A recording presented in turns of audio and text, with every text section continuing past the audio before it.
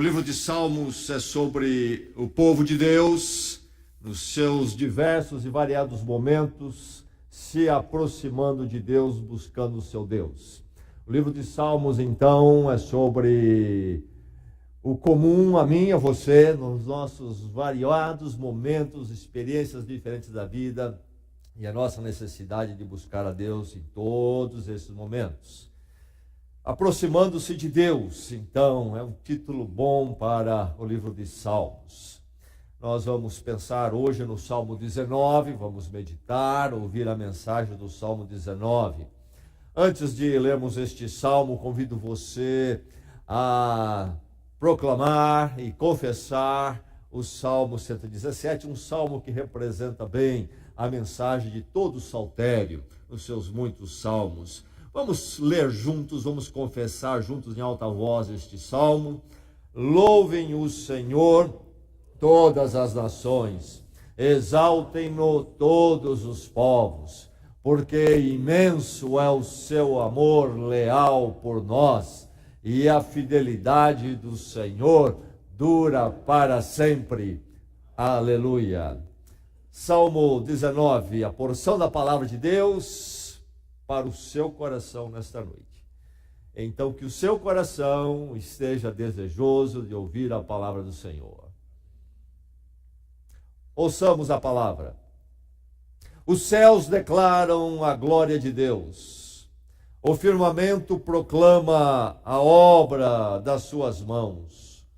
Um dia fala disso a outro dia, uma noite o revela a outra noite. Sem discurso, nem palavras, não se ouve a sua voz. Mas a sua voz ressoa por toda a terra e as suas palavras até os confins do mundo. Nos céus ele armou uma tenda para o sol, que é como um noivo que sai do seu aposento e se lança em sua carreira com a alegria de um herói. Sai de uma extremidade dos céus e faz o seu trajeto até a outra. Nada escapa ao seu calor. A lei do Senhor é perfeita e revigora a alma. Os testemunhos do Senhor são dignos de confiança e tornam sábios os inexperientes.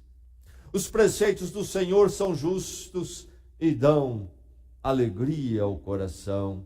Os mandamentos do Senhor são límpidos e trazem luz aos olhos. O temor do Senhor é puro e dura para sempre. As ordenanças do Senhor são verdadeiras, são todas elas justas. São mais desejáveis do que o ouro, do que muito ouro puro. São mais doces do que o mel, do que as gotas do favo. Por elas o teu servo é advertido. Há grande recompensa em obedecer-lhes. Quem pode discernir os próprios erros? Absolve-me dos que desconheço. Também guarda o teu servo dos pecados intencionais, que eles não me dominem. Então serei íntegro, inocente de grande transgressão. Que as palavras da minha boca e a meditação do meu coração sejam agradáveis a ti, Senhor, minha rocha e meu resgatador.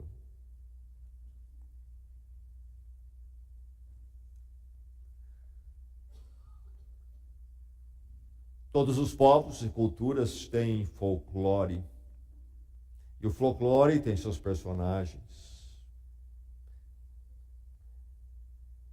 E muitos, quando pensam ou falam, discutem sobre a existência de Deus, pensam em Deus como uma figura do folclore.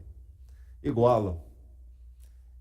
Falar da existência de Deus é como falar, por exemplo, da existência do Saci Pererê. Você já viu o Saci Pererê? Não. Já viu Deus? Não. Então. Bem, para o mundo existir e para eu existir, Não precisa existir Saci Pererê. Mas para o mundo existir e para eu existir, Deus é necessário. Há uma diferença. Se o Saci Pererê existisse, sabe o que mudaria na minha vida? Nada. Mas Deus existindo, sabe o que muda na minha vida? Tudo. Há uma diferença. O impacto da existência de Deus é algo que não se compara a qualquer outra coisa. É-nos dito, entende-se, há uma teoria de que o mundo na antiguidade, uma vez, muitos séculos atrás, recebeu um meteorito do céu de um tamanho muito grande que chocou-se contra a terra, houve um transtorno, mudanças, e inclusive algumas espécies de animais pereceram ali, etc, etc. Se existiu esse meteorito, esse impacto, não se compara ainda ao impacto da existência de Deus. É sobre isso que este salmo fala a você, desta revelação de Deus, revelação impactante sobre todas as coisas. Belo salmo. O escritor, e entendido em literatura, C.S. Lewis, disse que este é o mais belo dos salmos, na opinião dele. E o texto lírico da humanidade está entre os textos líricos da humanidade os mais belos, entre os mais belos. Realmente é tremendo este salmo, quando ele fala da revelação impactante. A verdade é que Deus se revela a você. Se revela a você como um ser glorioso. Glorioso. Por isso, então, necessário, inclusive. O filósofo Immanuel Kant, prussiano, então dito como alemão, falecido em 1804, marcou época no pensamento humano. Aliás, muito do que acontece no mundo hoje, do jeito que as coisas estão indo, encontra, em grande parte, a origem lá com Kant e o que ele escreveu. Mas nossa propósito esta noite não é falar do pensamento de Kant. Mas ele disse o seguinte, na sua reflexão, um homem de pensamento profundo: duas coisas que me enchem a alma de crescente admiração e respeito, quanto mais intenso e frequentemente o pensamento se ocupa delas. Quais são essas duas coisas que enchem a alma de crescente admiração, Kant? O céu estrelado sobre mim e a lei moral dentro de mim. Duas coisas que impressionavam esse pensador de forma suprema. O céu estrelado acima de mim e a lei moral dentro de mim. Duas coisas. O salmista começa o salmo dizendo: os céus declaram a glória de Deus. Os céus declaram a glória de Deus. O seu Deus, meu irmão, minha irmã, é glorioso. Nunca se esqueça disso. Glória. Glória. Os salmos foram escritos na língua hebraica. E a palavra para glória na língua hebraica, mais literalmente, ou tem a raiz no sentido de peso. Aquilo que tem peso. Isto é, se refere àquilo que impacta, onde chega faz diferença. Não deixa as coisas como são. Se refere à grandeza, se refere à imensidão. E ele diz: os céus proclamam a glória de Deus. E aí ele continua para falar como os firmamentos declaram também sobre Deus. E ele vai falar sobre o sol em particular, tomar a figura do sol para falar dessa manifestação da glória de Deus. Os povos à volta de Israel, à volta do autor deste salmo, que entende-se ter sido o grande rei Davi, governador, poeta, líder. Os povos ali que não tinham a revelação de Deus, Israel recebeu, foi levantado para revelar este Deus ao mundo que perdeu essa identidade. então estavam entre povos que não tinham esse conhecimento desse Deus, eram politeístas. Os povos semíticos, politeístas, adoravam o quê? Adoravam o firmamento, as estrelas, o sol, a lua. A lua foi muito adorada. E o salmista vai falar do firmamento aqui neste salmo. Vai falar do sol, que era adorado muitas vezes como Deus do julgamento. Mas ele vai dizer e cantar neste salmo, não o sol, não a lua, não o firmamento, não as estrelas. Neste salmo há um rompimento com todo este entendimento escuro, de trevas, adorando as coisas, adorando astros celestiais. Porque aqui neste salmo a glória não é do sol, não é do firmamento, mas do Deus que criou estas coisas. Estas coisas não são deuses. Deus criou tudo isto e Ele está além, é maior, é glorioso. O ser humano que dá as costas para Deus acaba sempre se tornando um idólatra e, em geral, politeísta. E começa a dar ascendência a coisas sobre a sua vida. É preciso lembrar que o material Deus criou, não é Deus. O prazer, podemos sentir, Deus criou, Ele não é Deus. A mesma mensagem precisa ser ouvida nesses dias. Deus é muito maior que essas coisas. E essas coisas falam da glória de Deus. O seu Deus é glorioso. Deus se revela a você como um ser glorioso. Deus revela-se a você no fenômeno da natureza. Essa palavra natureza cai bem, serve. Porque, para o que vamos pensar aqui, porque quando falamos em natureza, nós pensamos no mundo, no universo, natureza. Mas a palavra temos que tomar cuidado, porque ela foi criada para falar ou representar a ideia de que as coisas são naturais. Isto é, elas estão aí porque elas estão aí. E elas vieram a ser porque vieram a ser. Sozinhas. Do nada algo se fez e daí por diante. Bem, é uma palavra que serve para nós quando pensamos nesse salmo, mas é preciso que nós lembremos que quando falamos de natureza, realmente queremos falar da criação. As coisas foram criadas. Nada é natural. Está aí porque tinha que estar aí, surgiu do nada e de alguma coisa, aquilo que não era, fez a si mesmo. Tem que haver uma criação. Enfim, Deus se revela a você no fenômeno da natureza. Um dos filósofos que marcaram época do século passado, considerado um dos maiores, foi o alemão Martin Heidegger, falecido em 1976. E ele disse o seguinte: antes de se perguntar as questões sobre existência, sobre ser, essas questões que a filosofia gosta de abordar e se ocupa delas, ele disse, antes de nós perguntarmos, questionarmos essas coisas, precisamos perguntar primeiro precisa se perguntar o seguinte: por que que existe algo ao invés de nada existir? Por que que existe? Poderia não existir. Por que que existe? Poderia não existir, mas existe. Se existe, por que que existe? O salmista nos fala sobre isto. Você ouviu a palavra? Já ouviu falar de Carl Sagan?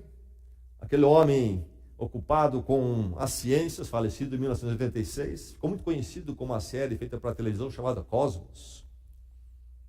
E ele foi aquele que afirmou, aliás, a série Cosmos fez muito sucesso na televisão. Ele abre aquela série com ele dizendo e afirmando o seguinte: o cosmos é tudo que existe, tudo que jamais existiu e tudo que jamais existirá. Mas Carl Sagan, que era um ateu, tinha contato com pensadores cristãos, crentes em Deus, e inclusive alguns líderes religiosos, e inclusive muitos cristãos, líderes religiosos de grande preparo e muito inteligentes. E parece que quando ele já estava à morte, uma doença terminal, ele perguntou uma vez à reverenda, a pastora Joan Brown Campbell, que era a secretária-geral do Concílio Nacional de Igrejas dos Estados Unidos, ele perguntou a ela, ele tinha relacionamento com ela, conhecia, sabia que era uma mulher muito preparada, e sendo cristã, ele perguntou a ela uma vez, então, me parece que já na morte, próximo da morte, você, Joan, você é tão inteligente, por que você crê em Deus? A reverenda Joan respondeu, Carl, você é tão inteligente, por que você não crê em Deus? O firmamento proclama a obra de suas mãos. O Salmo não vai a grandes argumentos, ele simplesmente reconhece que o fato de algo existir, que não poderia existir, indica a glória de um Criador, simplesmente isto. E esta é uma leitura inteligente. O que é que você pensaria ao olhar as coisas se você não tivesse ouvido falar nada de religião, se fosse possível isto? Ao olhar esse universo, qual é a primeira conclusão que você tiraria? O firmamento proclama as obras das suas mãos. Mas não somente que as coisas estão aí, mas há um funcionamento. A coisa é complicada, muito mais complicada do que nós imaginamos. Ele cita apenas um funcionamento que nós pensamos ser muito normal, porque vemos todo dia e assumimos como corriqueiro, mas ele diz um dia fala isso, a outro dia, e à noite também fala outra noite. Há todo um mover de coisas para que tudo esteja aí, para que inclusive eu e você estejamos aqui nesta noite. É complicado. É complicado. Há esta regularidade no funcionamento, ou então nada permanece.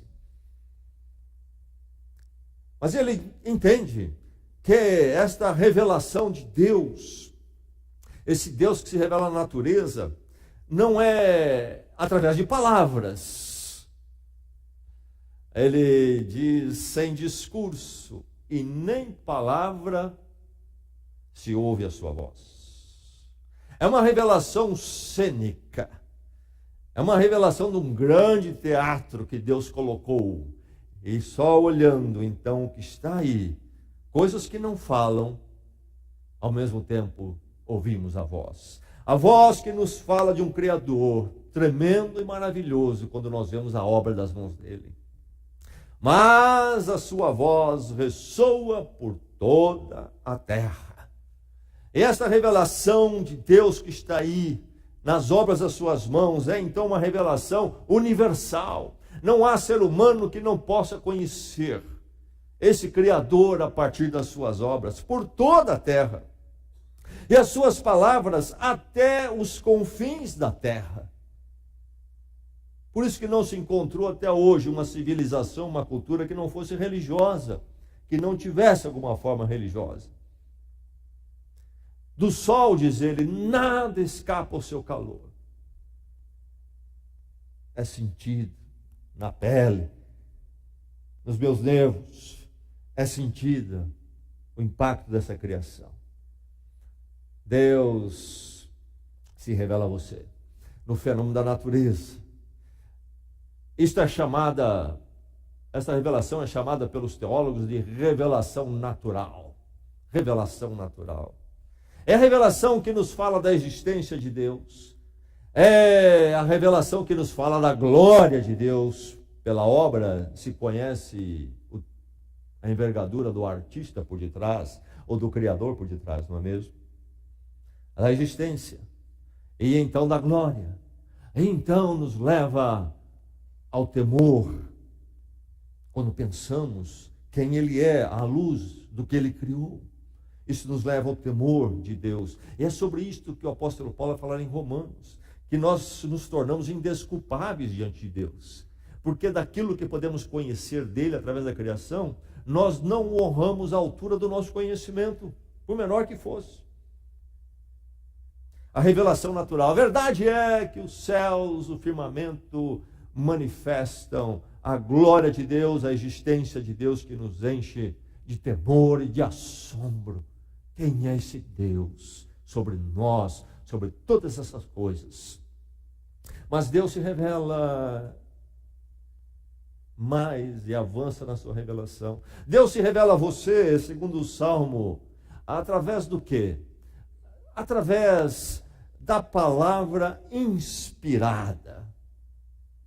O que é chamado pelos teólogos de revelação especial, é em contraposição à revelação natural da natureza, à revelação especial, a palavra inspirada. O salmista fala sobre a lei do Senhor, a lei do Senhor. Ele está falando do manual de regras só? Não. Aqui, lei no sentido de todo o conhecimento de Deus que nos vem pela palavra, para vivermos com Ele. E então há diversos termos aqui que são usados como sinônimos.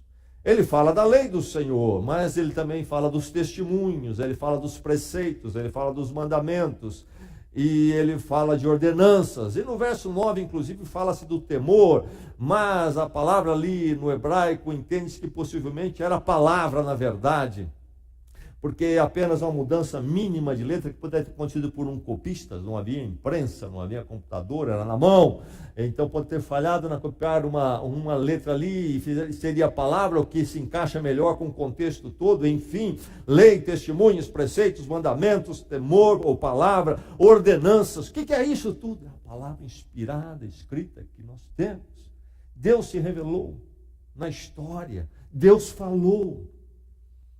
Não é apenas um universo que não tem voz.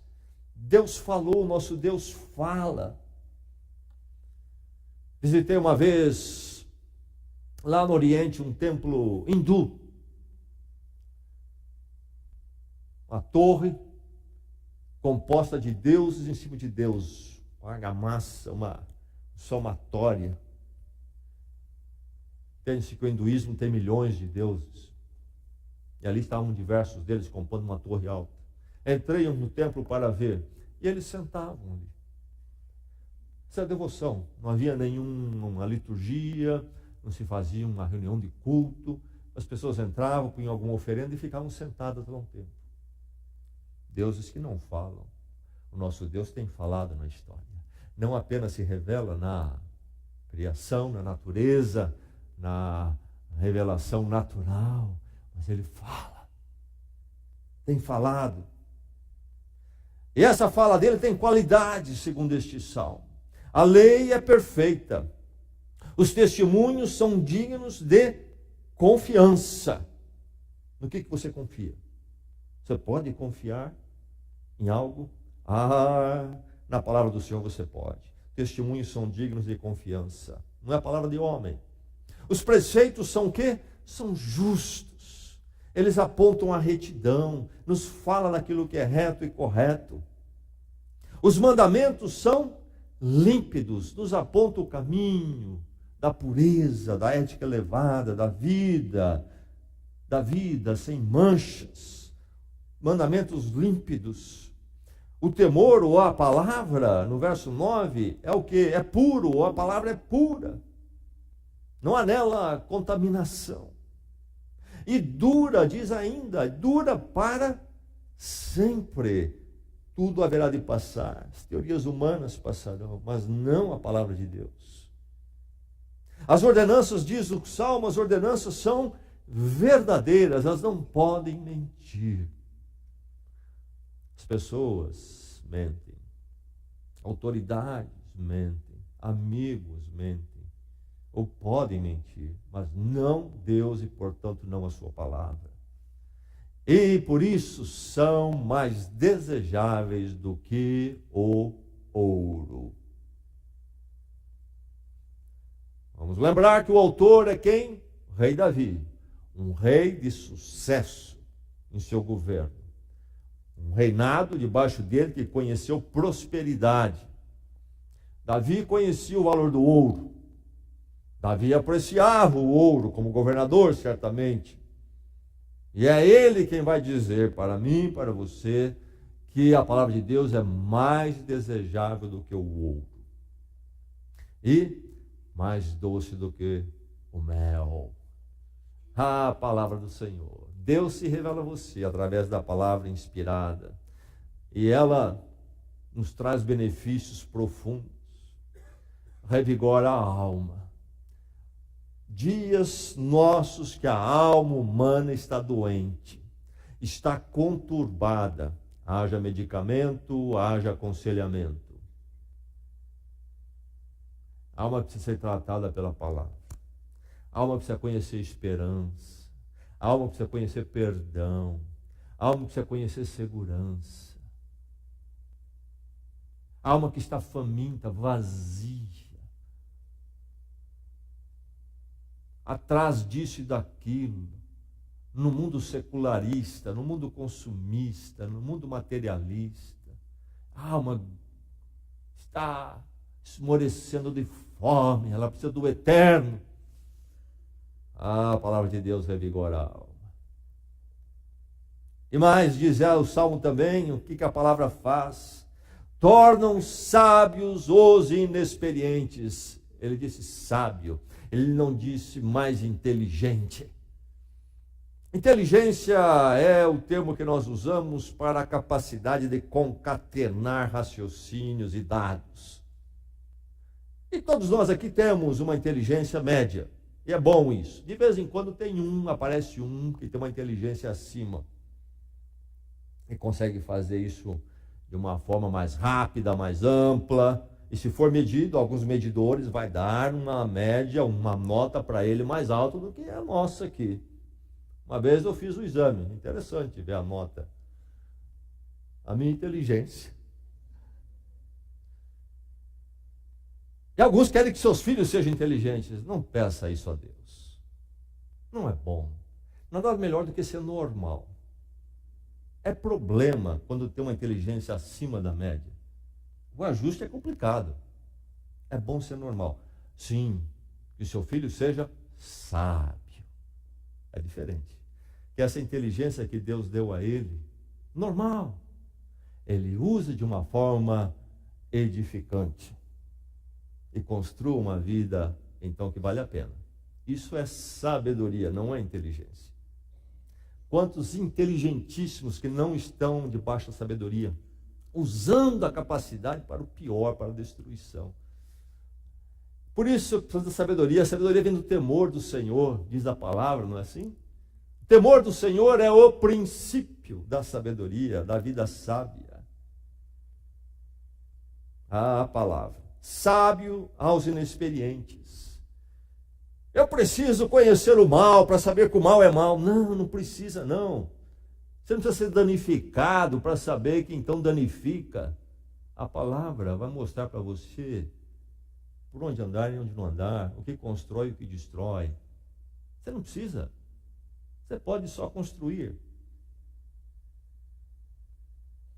A palavra, os mandamentos dão alegria ao coração. Eu disse alegria, a palavra aqui é alegria. E podemos, pensando nos gregos, fazer uma pequena nuance aqui de diferença prática, sem forçar muito, mas nos ajuda. Há uma pequena nuance que os gregos indicavam ter entre felicidade e separação, nuance de diferença entre felicidade e alegria. Felicidade é aquele sentimento gostoso nos meus sensoriais que é me dada das coisas externas. Isso é felicidade.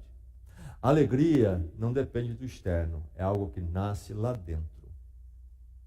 É aquilo que só Deus pode dar. Por isso que o fruto do Espírito, entre outras coisas, além de amor, paz, também é alegria. É a presença de Deus. Só Deus pode dar alegria.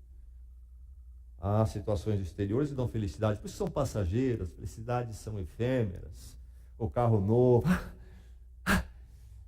Meu carro novo, saindo da loja, coração está batendo mais forte. Está ali um mês, o coração bate normalzinho de novo. Felicidade, foi embora, como diz a música. A alegria do Senhor, não. Você conhece a alegria do Senhor? Dá uma alegria. Quantas pessoas que estão precisando de alegria estão querendo preencher essa necessidade na busca de felicidade e nunca chegam lá, já viu? E corre daqui para lá, compram, bom, programas, etc. Fica aí zanzando, num desassossego e perturbação para voltar depois sempre ao mesmo estado. É uma alegria do Senhor. Não vá à busca de uma felicidade quando você não se preencher com a alegria do Senhor. Vai ser melhor. A felicidade, essas experiências com as coisas, não são condenáveis necessariamente, está bem? Muitas delas são legítimas para o povo de Deus. E devem ser buscadas até. Mas não confunda isso com alegria. Isso só Deus pode dar. Alegria é uma coisa maravilhosa. Outro dia, ouvi a frase, você também já ouviu muitas vezes, futebol é a alegria do povo. Aí eu não entendi, porque quando tem lá um jogo importante, um fim de campeonato, por exemplo, aí mostra a campo, só gente chorando, eu não entendi. O futebol é alegria, mas ele está chorando. Alegria é algo que, para eu ter, não precisa outro entristecer-se. Além do Senhor. Aliás, tem um provérbio antigo, alguns dizem que é um provérbio chinês. Todo provérbio que a gente está falando de ver, fala que é do chinês. E ele diz o seguinte: alegria é a única coisa que aumenta quando se divide. Futebol nunca vai ser, nunca foi alegria de ninguém. Pode ser felicidade. Alegria na palavra do Senhor. O que mais? Benefícios trazem luz aos olhos. Por onde eu caminho, de que forma eu vou viver. As pessoas estão aí experimentando, fazendo um experimento da sua existência. Veja essa ética dos nossos dias, essa moral. Todo mundo quer ser rato de laboratório. O pior, quando perceber o pior. Não. Eu sei como viver. Porque a palavra me traz luz aos meus olhos. Por isso, a grande recompensa em obedecer-lhes. Por isso, essa palavra inspirada, ela é formadora. Ela não está aí apenas para enfeitar. A Bíblia não está aí para pôr em cima da mesa, de um móvel aberto, fica bonito lá. É formadora, para impactar. Por elas, diz o verso 11, o teu servo é advertido. Tudo isto, essa palavra, essa revelação especial, palavra inspirada, está aí para me formar, a fim de que eu não fique deformado. É a revelação escrita, a revelação especial, a palavra de Deus. Deus falou na história e chega até nós no poder do Espírito Santo.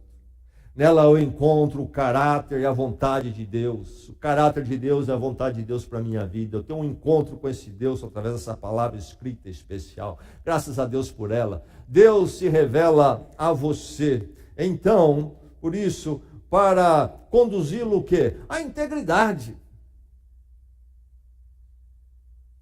Por ela o teu servo é divertido. Quem pode discernir os seus próprios erros, absolve-me dos que desconheço. A palavra de Deus discerne quem eu sou. O ser humano é bom, é mau, como é que é isso aí? A palavra de Deus diz que há um problema tremendo em mim, em você. Tremendo. O ser humano é um ser caído moralmente, caído diante de Deus. Ela é convencedora, guarda o teu servo dos pecados intencionais, faz essa convicção. Que eles não me dominem. Que eles não me dominem. Mas o discernimento é tão profundo que ele chega a orar, absolve-me dos que desconheço, dos pecados que desconheço. A palavra de Deus nos mostra que, inclusive, nós somos tão cegos da nossa queda que nós até não percebemos certos erros nossos. Talvez aquela oração de Jesus na cruz, perdoa-os porque eles não sabem o que fazem. A graça de Deus precisa ir muito mais longe, até daquilo que eu não reconheço em mim. Eu preciso da graça de Deus. É isto, essa graça plena que Ele está buscando aqui. Mas ela traz convicção, mostra os meus pecados intencionais, que eles não me dominem, que eu não seja escravizado por eles. E o resultado disso, ele diz, então serei íntegro. Esta palavra íntegro era a palavra usada para o animal que poderia ser oferecido em holocausto, em sacrifício no templo, por exemplo, lá em Jerusalém. A lei prescrevia que animal poderia ser oferecido, não qualquer animal do seu rebanho. Era preciso que você escolhesse, se você fosse ao templo oferecer um sacrifício animal, escolhesse o quê? Um animal sem mácula, um animal perfeito. Ele tem um pouquinho manco, esse não serve, esse fica no seu rebanho, pode servir para te dar lã, talvez a carne depois, mas não para o altar do Senhor. No altar do Senhor você vai escolher um animal perfeito. E é essa palavra que ele diz assim: eu então serei íntegro, isto é, serei como este sem dolo, sem culpa. Em integridade eu serei um só, holístico. Todos os meus caminhos, todas as partes do meu ser, um resultado total na minha vida, em todos os meus caminhos. E é por isso que ele tem um clamor, uma oração. Diante de tudo isto, todas essas revelações do que a palavra faz e da realidade de quem ele é, que a palavra aponta, ele é uma pessoa que carece da graça de Deus, é uma pessoa que tem os seus pecados, ele tem esta oração. Qual é a oração dele?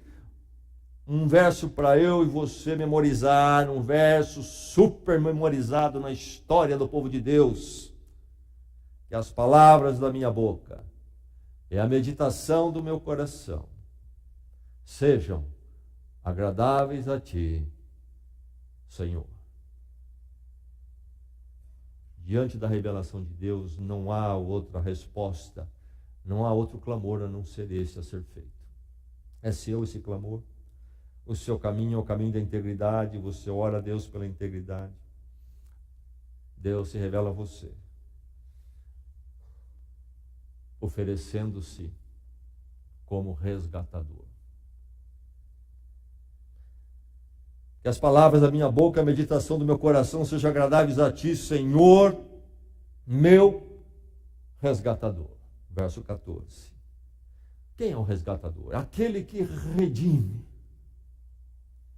No Velho Testamento, essa palavra era usada, por exemplo, para um parente que, vendo que um outro parente seu caiu na condição de servo, chamamos de escravo. Porque pensamos na escravidão como nós conhecemos na história do nosso país. Na antiguidade não era exatamente assim tudo, havia uma variação. Servo era muitas vezes uma pessoa que ficou em dívida com alguém ao tal ponto que aí passa a trabalhar para aquela pessoa, sem muitos direitos. Enfim, alguém caiu nesse quadro, ficou vendido. Aí então um parente dele, vendo a situação dele, um irmão, quem sabe, vai lá e paga a dívida dele e ele sai livre. Esse é o resgatador. E ele vai aplicar essa palavra aqui a Deus. Aquele que redime, compra de volta. O pecado, o diabo tomaram conta na minha vida. Sou culpado, sou preso pelo pecado. Mas o meu Deus é o Deus que redime. Ele se revela como Deus redentor. É o Davi que escreve isso. Davi, sabemos que ele é uma figura, uma metáfora. O rei Davi é uma metáfora nos Salmos do Messias, Jesus Cristo. O resgatador se cumpriria em Cristo. Deus, então, na revelação histórica escrita, Deus vem falar a nós, finalmente, através de Jesus Cristo. Ele veio em Cristo e falou muito e fez muito. O meu resgatador, Jesus, o cumprimento. Jesus, Deus glorioso entre nós, como redentor, servo sofredor, veio para nos resgatar. Deus se revela a você, oferecendo-se como seu resgatador. E é por isso, então, que Deus, por resgatá-lo para Ele, da condenação do pecado, da culpa da escravidão do pecado, é que você pode dizer, porque Ele resgatou para Ele, que você pode dizer: Senhor, meu resgatador é minha rocha, diz o Salmo. Estou firmado nele. A palavra rocha é lugar do fundamento. Nada pode me inabalável. Jesus vai falar sobre a palavra de Deus como a rocha. Lembra-se do Sermão do Monte? Ele falou sobre 2 homens que construíram. Um construiu sobre a areia. Veio a tempestade, lá se foi a construção. E Jesus disse que um outro homem construiu sobre a rocha. E as águas bateram, e a água permaneceu. E ele disse o quê? Assim é aquele que ouve as minhas palavras e as pratica. Pela palavra de Deus, você está firmado na rocha. A sua segurança. Deus se revela a você de uma forma maravilhosa. Esse Deus glorioso que conhecemos aí pelo universo, e que veio se tornar conhecido de forma pessoal pela palavra e finalmente em Jesus Cristo. O amor ao ponto de resgatá-lo de forma sacrificial. E você está na rocha. Firme-se na rocha. Firme-se neste revelado maravilhoso, e a sua vida nunca mais será a mesma. Vamos orar, vamos à presença do Senhor.